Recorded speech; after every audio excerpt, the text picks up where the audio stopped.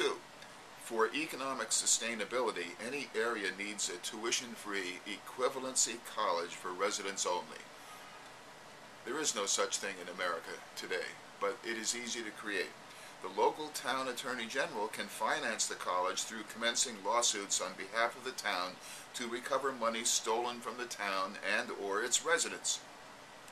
The cost of running the college is only about $2,000 per year per student, and you have to compare this to the average mere instructional cost in private universities just announced as equal to $21,000 per student, just for instruction.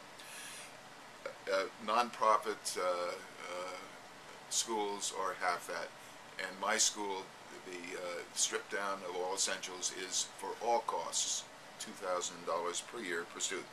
If you get rid of all the educational trappings, the unnecessary trappings such as tenure, excessive benefits and pension, scholarship administration, the library, grass, football team coach, equipment and stadium, maintenance crew and vehicles, dispensary, food service, dormitories, parking lots, chancellor's home, frat and sorority houses, cable connections and computers for each student, we don't need a city to be able to educate the people properly. The basic college setup would consist of low-cost, unused, inexpensive office space, 30 students, desks per room, an easel or blackboard and table for the instructors, highly qualified instructors drawn in part from local businesses, a curriculum and remedial instruction for all who need it, so that everyone can go to college if they wish. There would be no student loans, no bursor's office, and no exclusion of students other than non-residents. We can't afford to educate the world, but a community should educate and can't afford to educate itself, its own people. Job placement for graduates improves in this way. If you are a business person with 2 applicants for a job opening, both applicants equally trained in your opinion, one has a degree from Harvard College or other Ivy League school and owes $100,000 in student loans, and the other applicant comes from the local tuition-free equivalency college, has no formal degree, only an equivalency certificate, but owes no student loans, which applicant would you as a business person pick? The answer should be that you would want the student without student loans because he or she would be more satisfied with your pay scale and less desirous of obtaining a second and third job to pay off the enormous burden of student loans. You would rather hire the applicant who would be satisfied with the job rather than the applicant who would immediately be unable to make ends meet without obtaining additional income from additional jobs. As part of the economic, this is number 3, as part of the economic makeover of any willing town or village, everyone who is willing and able to do useful things can find economically useful things to do without having to go to Walmart and ask them to appoint you. I call these things, quote, tasks, but it covers the sale of goods as well, at about $30 per hour, more or less. The town or village will visit every resident and small business in the town or village and help them compose and place free keyword ads on my task website, myclads.com. That's myclassifiedadvertisements.com. It's a contraction, myclads.com. I encourage everyone to write perhaps 500 keyword ads for placement for free on my website to offer services and or goods that they would like to perform or sell.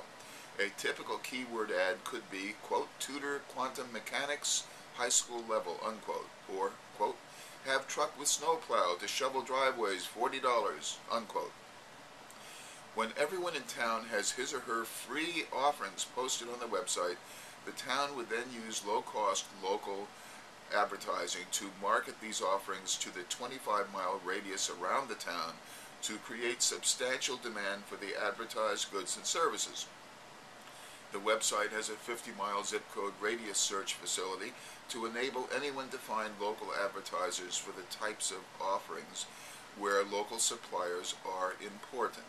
In a town of 10,000 population, I estimate there is $160 million in unsold time per year at $30 per hour.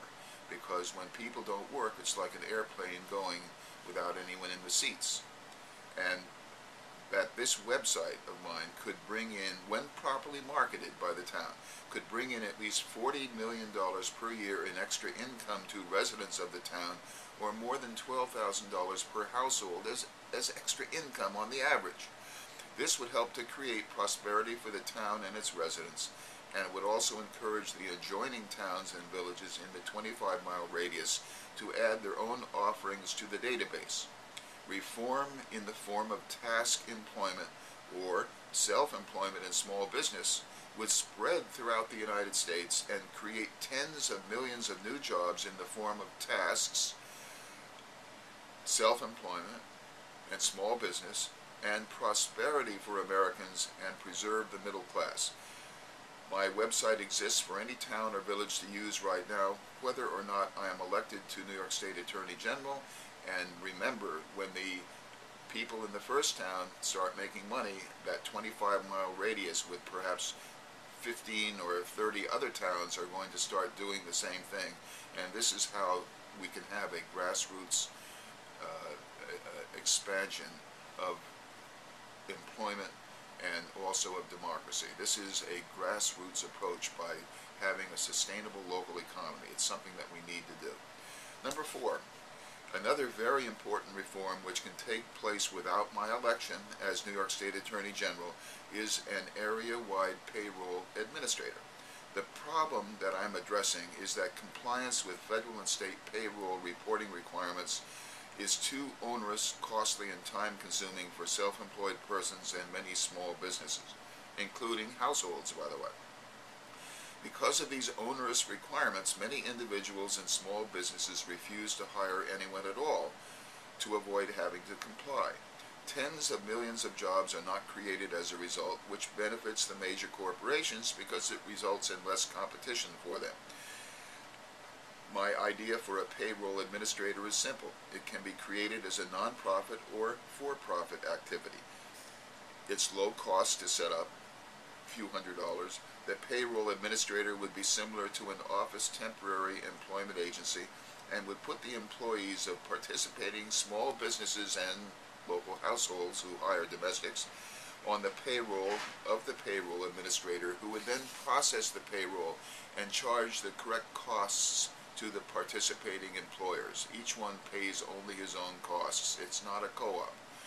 The participating employers would do all the hiring and firing. And for payroll compliance, all they would need to do is call the payroll administrator once per week, usually on Wednesdays, and say something like this: "Hi, I'm Joe from Joe's Garage. 2 people this week.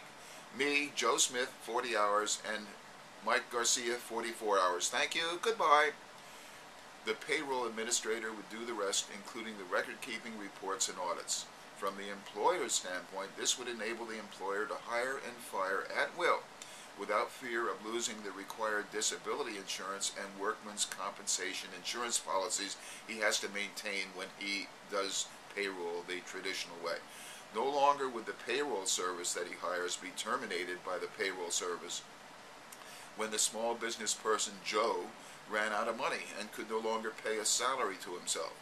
Under the existing system using traditional payroll services, when Joe no longer has anyone on payroll, his account would be closed, his 2 insurance policies would be canceled, and he could not hire any more employees until he found the time to obtain 2 new policies at a higher cost, higher assumed rate of disability or unemployment, and reapply for a payroll service, all of which takes time, money, and if people don't do it, they just don't hire.